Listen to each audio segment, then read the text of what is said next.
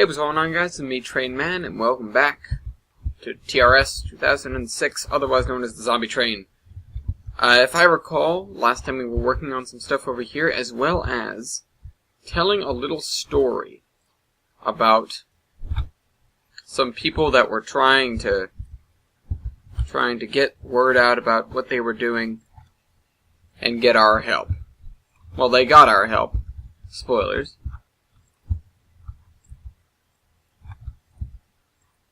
But precisely how they did it is kind of strange. If you recall, in the original Zombie Train story, and in the revised version, really, there was a point in time, our holdout, not our holdout, but the holdout for the people who would come on the Zombie Train was at Quonset Point, because it's a military base. Again, that's still true, but not all the people at Quonset Point were members of the Zombie Train, nor people that wanted to come on the Zombie Train. At the beginning, there weren't really any of these people.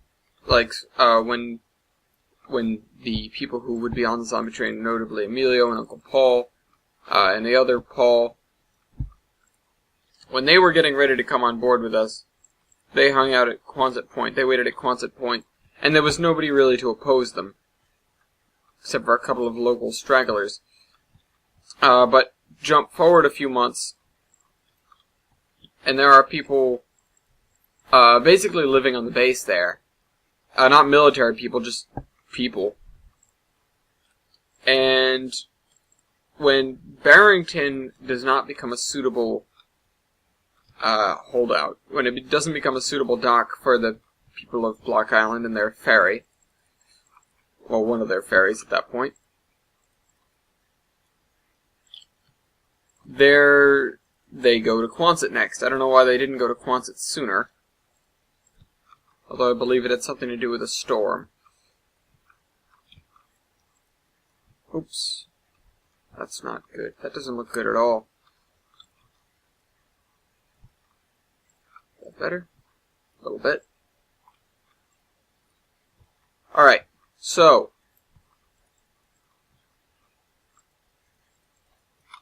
the people of Quonset Point, well, the Block Islanders wanted to trade with them, and they wanted to establish an agreement, but the people of Quonset Point, they were frugal. They were very frugal. I mean, they had a right to be. They didn't have very much in terms of supplies. So they kind of held on to what they could and didn't converse much or work much with the other little settlements out there. Now, that's contrary to what usually helps, but in their situation it let them hold out, so I guess it worked for them. Now,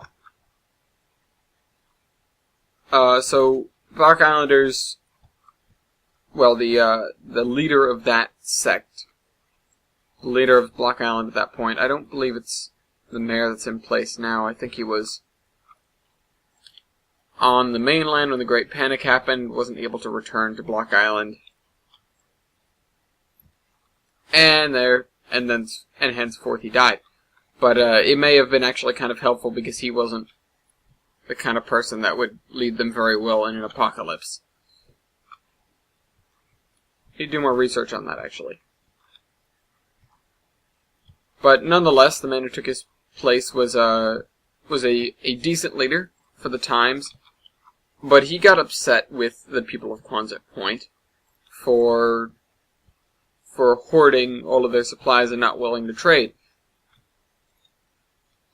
Well, one of these, a little scuffle was actually going to break out when the Zombie Train came, and basically got them all to shut up and explain the situation, and then we already had a deal with the Quonset Point people, but we weren't going to turn down, or we weren't going to turn away the people of Walmart? The people of, other thing. People of Block Island. Because frankly, why would we?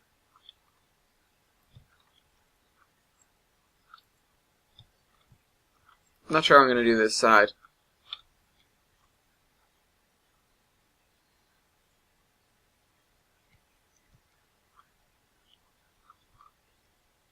high is this mountain going to be?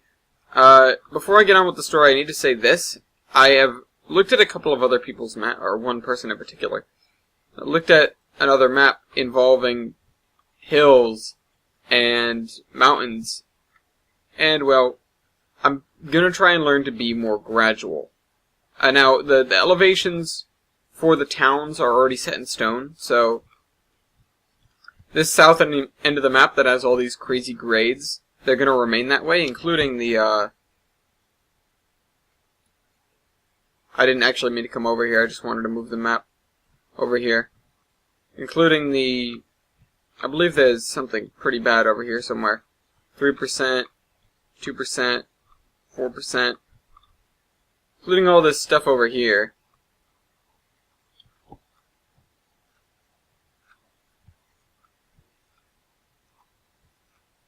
4%, that's a 6%.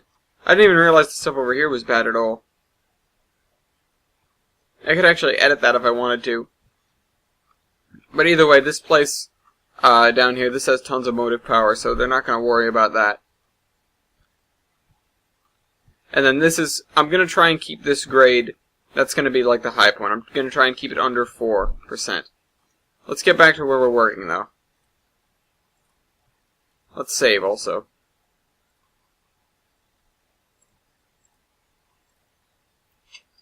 I need to remember not to save the sessions, because sessions break things.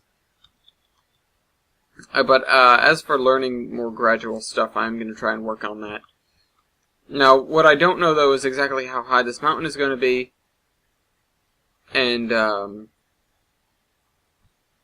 what we're going to do with this valley here.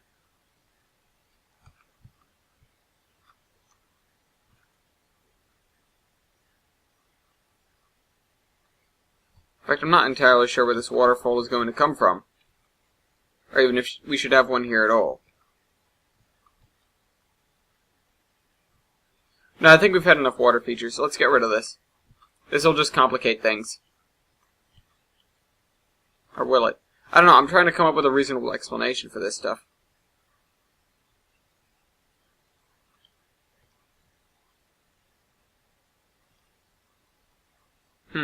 Thinking.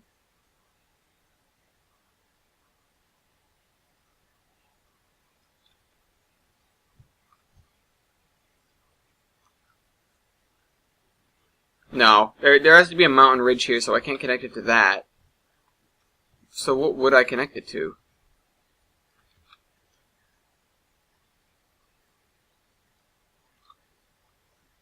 It's a very large mountain over here and a mountain ridge over here. So frankly, this piece doesn't belong here. It's nice. I'll leave it there until I figure out what I'm going to do with it exactly. I need to figure out how high this mountain is going to be. Although I feel like this is going to be more of a hill. More of just a very large hill.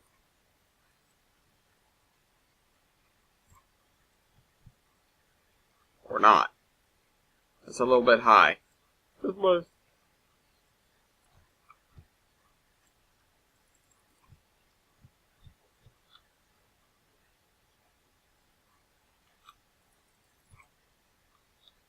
That's better. Let's try something from here. So we're going to sweep up this way, come around, and come to rest on this right here. No, that's way too tight of a turn. Let's do something closer to this.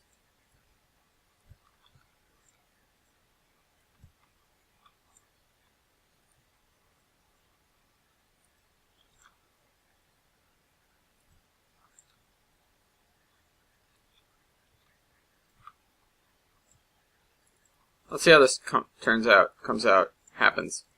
Let's see how this works.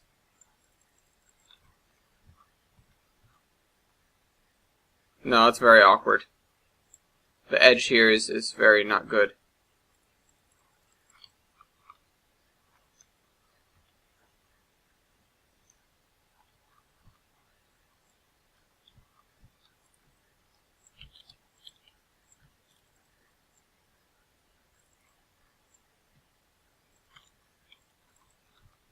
So we're gonna have this. Also, we're gonna have this like bulge over here. It's gonna be more reaching towards the mountain. So it's gonna do that.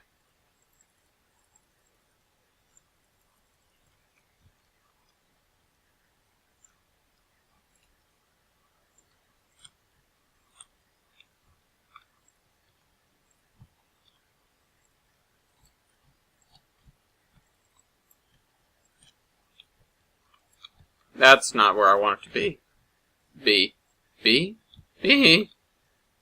Ah! Let's try this. That doesn't look... Yes, it does. That looks bad. Looks very bad.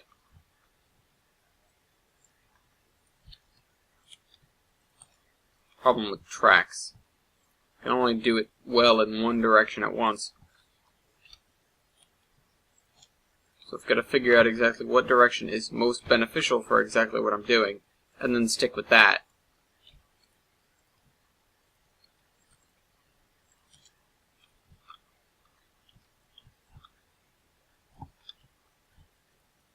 Or switch it around until I find one that looks good. Or do it manually. Any of those things will work. Okay, right, so back to the story, actually. The people of Quonset Point, you know, they didn't object because they didn't want to get us upset. And we were upset enough with them already for hoarding all their supplies and not helping their fellow man.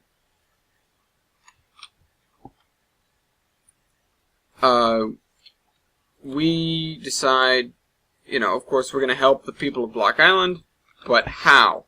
The Quonset Point people, of course, are still very upset with the Block Islanders, and they're on some uneasy terms. Now, it got a little bit political, and I don't mean like actually political, but just we went from standard old trading into politics, the politics of the end of the world.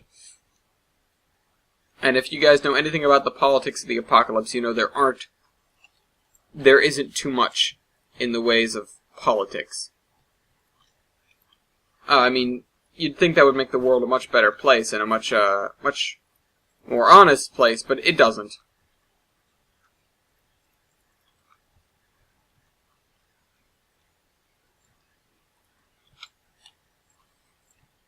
So we got into these politics in which the Quonset Point people, in short, didn't want the Block Island people using the docks. So for a little while we relied on the port of Providence. Now I know I said Providence was infested. Or no, sorry, the hurricane barrier was closed. I mean, Providence was infested as well, and that's why we stopped. But we would drop boxcars of supplies out on this little pier area, and they'd have to get to them and empty them before the zombies ransacked them. This worked a couple of times, but of course this whole while they were looking for a better way to get these supplies, as were we. Because we didn't like losing these supplies, because if they're gone, nobody gets to use them, and that's worse than any party involved using them. No matter what that party is.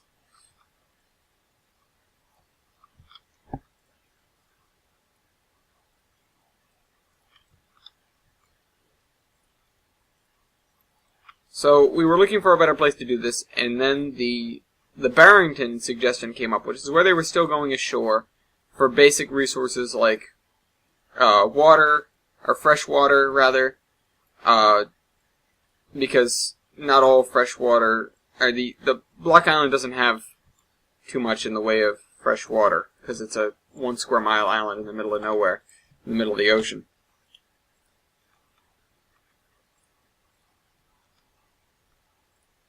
But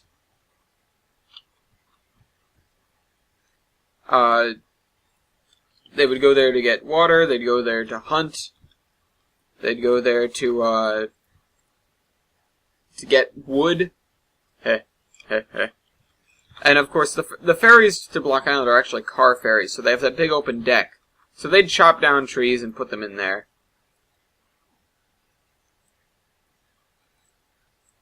So they had this new port that wasn't hardly infected at all, but there was no way to get the train there, and of course using a road train, a truck, was not a viable option. So we began to look at ways that has worked in the past, because there have been rail lines down there in the East Bay. South end of the East Bay, rather. So I guess south was in there somewhere.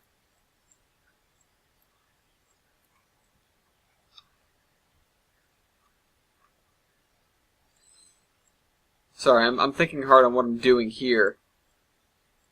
So but that got turned into a bike path, and it's the East Bay bike path. Now, the bike path, though, first of all, it still has some of the right-of-way next to it. It's not completely covering the tracks, which is handy. But also, that means it preserved the entire right-of-way. Up until you get to Providence. So, what we were doing was they were doing a lot of the work for us at this point, because every time we went through Providence, we went through rather quickly and didn't look out of the windows. Place was screwed up, infested. You don't want to touch that. Like, I ain't touching that.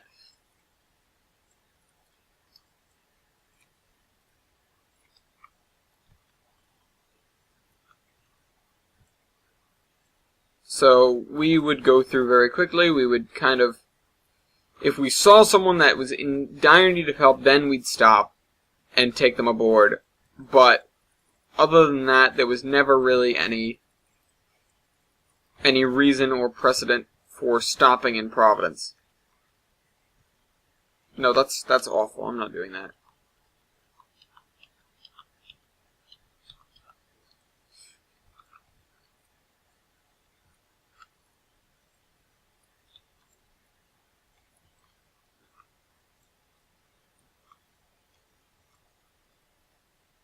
No precedent for stopping in Providence. We didn't do it. So what we would do was, on those cars of supplies, we'd give them rail. Now they had to come up with a roadbed themselves, but gravel isn't exactly an impossible commodity. Not to mention the fact that they had to chew up the bike path to make the right-of-way usable anyways, so they kind of got a supply of gravel out of that. It was a hell of a lot of manual labor, but they eventually built the track. Well, they built the track about halfway. And then, great.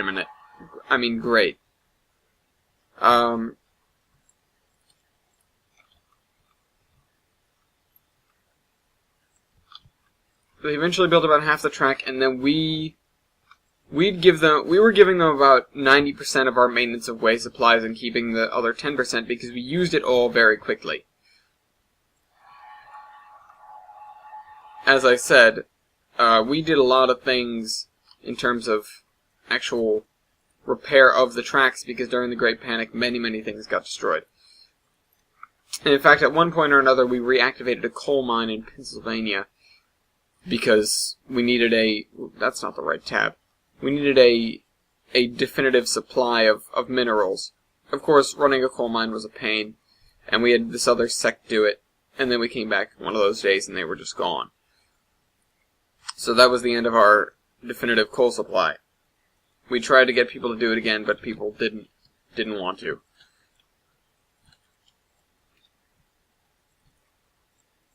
I mean, and rightfully so.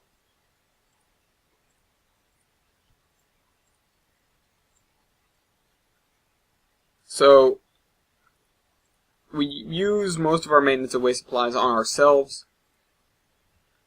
but I mean, you could call that selfish, but it was for the greater good, because if we didn't have any way to get anywhere, nobody got anything. We were the link in this situation. And I don't mean the dude in the green tights.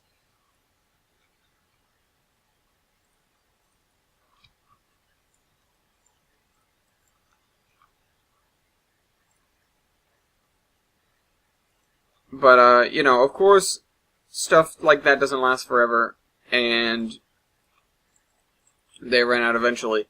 Now, jump forwards to after Mariah's Pass. After this is when the book is going to take place. Book 4 chronologically, and the 4th book that I'm going to write.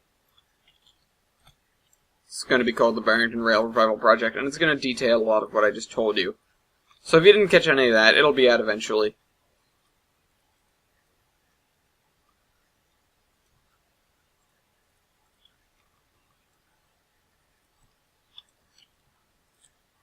Now, we return from the West Coast with a rail and all sorts of supplies, and they're very pleased to be seeing us. I mean, they knew that we were going west. They had they had radio, but they didn't have too much of a way of powering it. In fact, for a long time, they ran stuff off of the boats, diesel generators, and they got the fuel from the port of Providence, because that's where there were giant container ships. Or not container ships, but oil ships. Eventually that ran out, but luckily before then, somebody had the bright idea, believe it or not. This isn't, Now, if I may need to change this, because I'm not sure if there's anything about it in World War Z, so I'm gonna need to go and verify that I can use this asset. Or, well, they can use this asset. But the USS Constitution, stolen from Boston Harbor, and taken with expert men of shipping. I don't know, expert seamen to Block Island and used as a vessel when the supplies of fuel started to run low. This was while we were in Mariah's Pass. They didn't tell us about this. So when we come back and see the USS Constitution docked in, at the port of Providence, awaiting their new round of supplies, it's like, whoa, when did this happen? Not to say that they kept her exactly the same. She was slightly modified, in terms of cargo holds and things. But she was still pretty much the same ship and still sailing, so props to the guys on Block Island.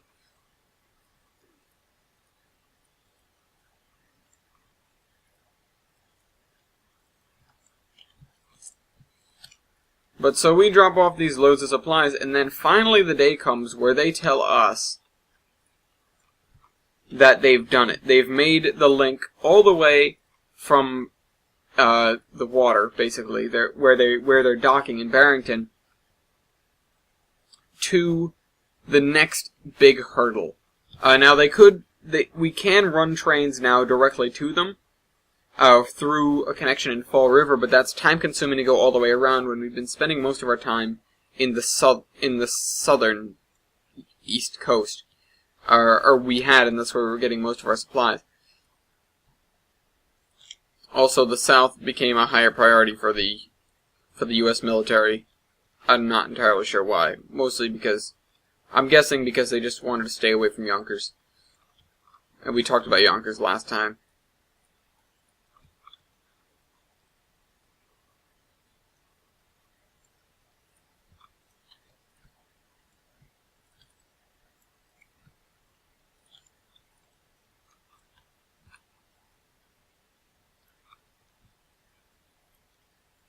But yeah, so the southern area became a higher priority for them, so we were getting supplies through southern branches mostly, and sure, the trek up from, Louisiana or Florida is a pretty long journey, and we would tow huge strings of cars up that distance. Although if you do it right, you can do it in a day or two.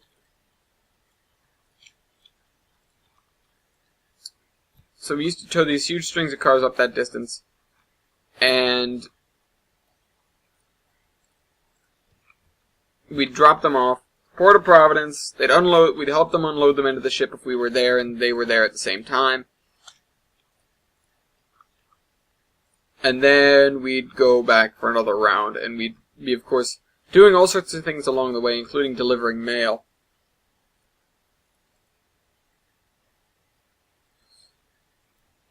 Because, you know, USPS is kind of out of commission.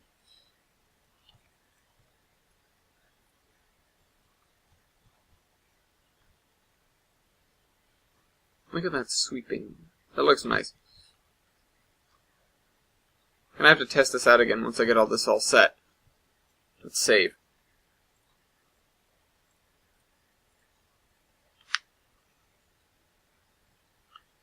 But, still going out of our way to do that was kind of a hassle.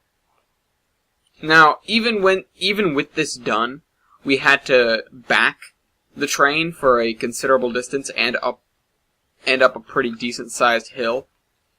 But it wasn't something that was particularly concerning at that point. It was just kind of, you know, this is what we have to do, and this is what gets done.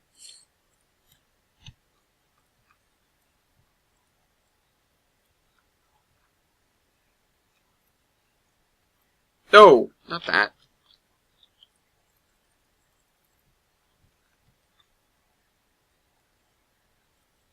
But the big hurdle that I'm talking about is known as the Crook Point Bascule Bridge. Well, that's its official designation.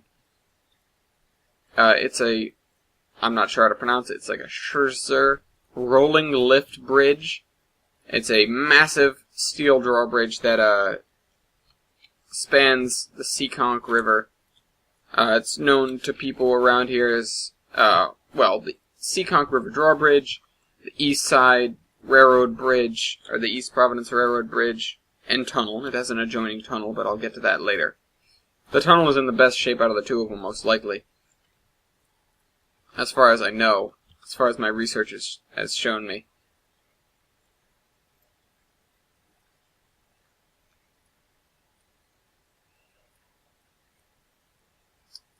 But the bridge has been left in the up position at this point for, well, right now, it was officially decommissioned, I believe, 1982. And left in the up position just basically for all of eternity. So, 20 years, 30 years go by, 2012, and then another 2 or 3, I think. I don't have the timeline in front of me. Until they can actually rebuild the rail line up to that point. So they do. Now the problem is getting the bridge to work again. The counterweights are still in place. They have a way to get the motors, believe it or not. We can procure some from other locations. Areas where either the drawbridge is just too far gone, or it's something that wasn't used anyways, or it's just, I don't know. I'm going to need to find a legitimate explanation for that, but for now, take for granted. Again, I'm making this up as we go here. We have the motors, the massive, you know, and all the systems involved in getting a thing like this to work. The only thing is actually getting it down so we can get across it.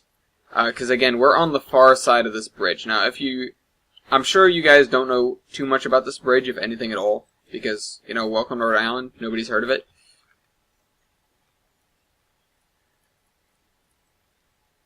That doesn't look good. Let's turn it this way.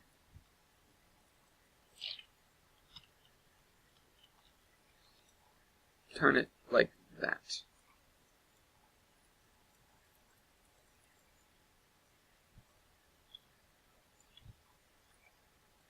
Down.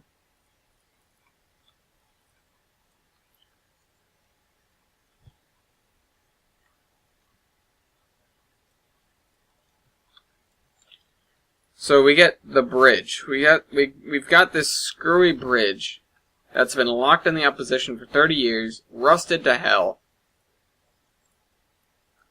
And these guys, well, it was mutually agreed upon that we want to pull it down, get it in the lower position. It doesn't need to draw, so I guess having the motors isn't a concern, so I can say that we don't have them for some time, or I can never say that we have them. But having the working drawbridge would be ideal.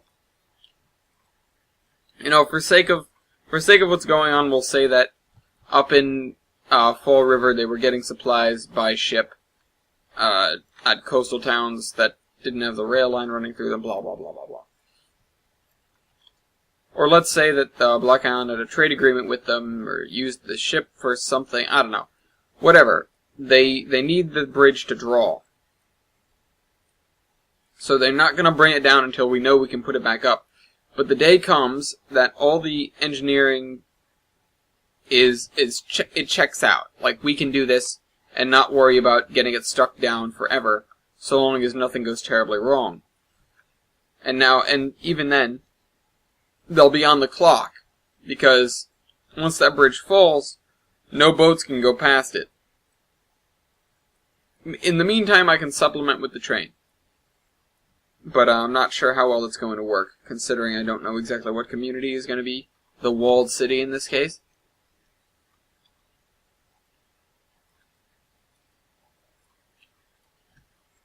So we have these guys, and they break the bridge. The bridge comes crumbling down. No, I'm kidding. So what they do, they set up this set of I-beams that makes like a big loop, a big kind of, if you can imagine, one of those, I'm not sure how to describe it, I know there's a name for it, like an eye hook, where you screw it into something and it's a big circle, and you can put something on the circle. But they essentially make a giant one of those on the bridge, and they thread this enormous steel cable through it. And at first they have a truck that they found. Now, this is while we dropped off this stuff, and then we have to go tend to something else. We have to run off. And we come back, and they've expended a truck. They've actually broken this truck. They've dropped the transmission on it, trying to pull the bridge down, because it was cabled to the bridge. They've worn out people trying to yank on the bridge. Again, this thing has a massive, not steel, massive concrete counterweight at the rear end of it that's been holding it up all these years. But when it's in the down position, the motors aren't straining against the counterweight, because the bridge's equilibrium point is somewhere in the middle. When it's up, it wants to stay up. When it's down, it wants to stay down. They're built that way so that they don't shift on their own.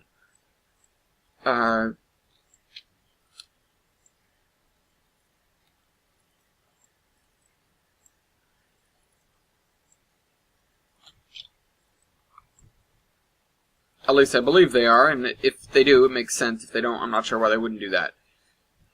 But the thing that comes next, they've done people, they've done trucks, for sake of making things interesting. Let's say they've tried horses. I don't know, nothing's worked. Nothing seems to be getting this bridge to come down. And then the engine, and then we come back. So, you know, we hear you've been having some problems with this bridge, and you can't get it to come down. Well, no, we haven't heard that. We come back and it's like, what are you guys doing?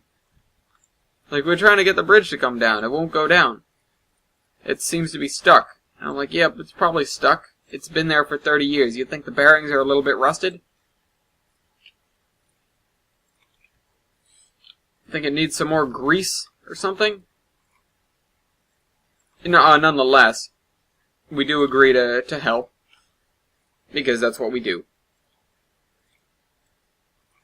So they hook up the engine to this cable. Actually, we get a spare boxcar, and then they weld the giant cable to the spare boxcar. That's going to be an interesting thing to texture right there.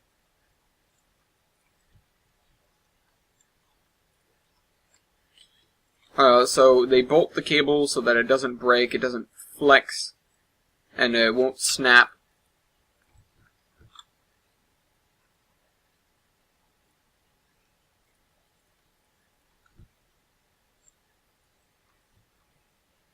Well, if it snaps, we're going to have bigger issues. But they attach that cable. Cable's holding. People pull it taut. The train comes in and couples to the boxcar. Or the engine comes in and couples to the boxcar. We left the train on a siding. But of course, everyone's gathered to watch this because this is like a spectacle. Everyone gathers around, start up the engine, well, not start it up, but I, hit the throttle a little bit, boxcar strains, the cable comes taut, nothing happens. I keep giving it more and more throttle, until finally there's this, terrible screeching and groaning noise, and the bridge tips, moans and... Oops, that's not good. The bridge gives way. Those rusted out bearings from 30 years ago finally have had enough of this engine, and they let us have our way with it. The massive span with the weight at one end, the weight tips up into the air. The bridge hits its point of equilibrium. The cable goes slack. And the entire span comes tumbling down. Or comes, well, not really tumbling, but it falls down, just on its axis and slams down hard onto onto our end. And stays there, of course. It's not going anywhere. Now it's a race to get this thing operational again, but there's more than time that's against us.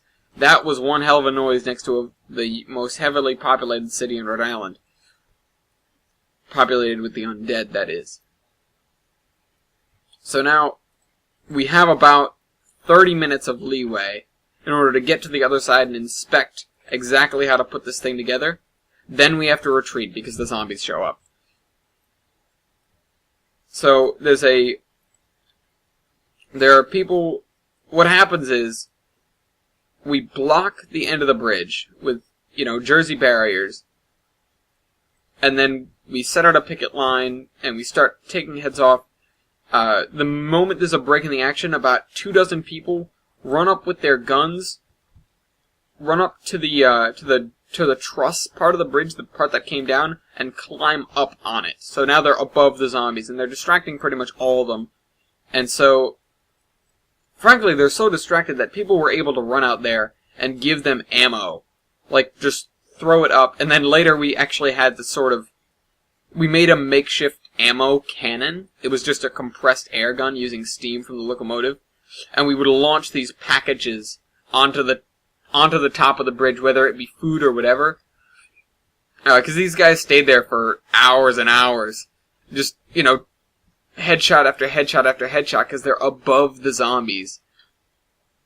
And we just kind of lingered and we picked off the stragglers, anyone that decided to come our way.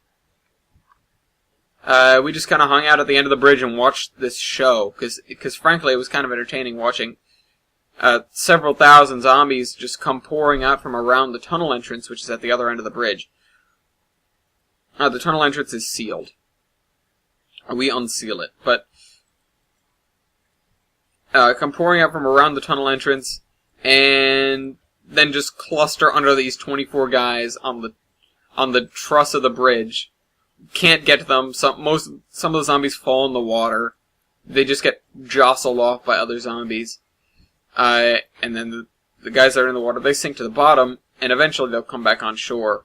But how exactly they figure out how to get there is, a 50-50 shot. Some of them came up on our side, we killed them. Some of them came up on the other side and went for another round.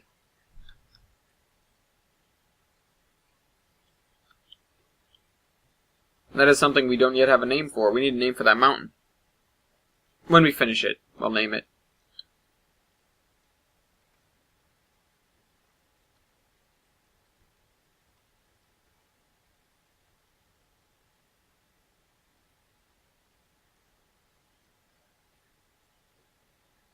Alright, this is lovely, what we've done so far. But next time I'll do part 3 of that. But now we're at the bridge, working. We haven't started the actual work on the bridge, but we know how we're going to. The engineers, myself included, have figured out exactly how we're going to put this thing back together and get it in working order again. And also we're formulating a plan on how to do the tunnel and the other end of the tunnel, which is a couple stories higher than the actual tracks are now. So we're going to have to build this very large ramp. We have the supplies to do it now, and we have a way to get more if we run out. So supplies is not an issue, but actually building the thing is going to be. So Barrington Rail Revival Project, Part 3, coming up next week, and I'll see you guys. Train man out. That was the wrong button. Let's just say before we go, I hit the screenshot button. I'm assuming you guys heard that. Train man out.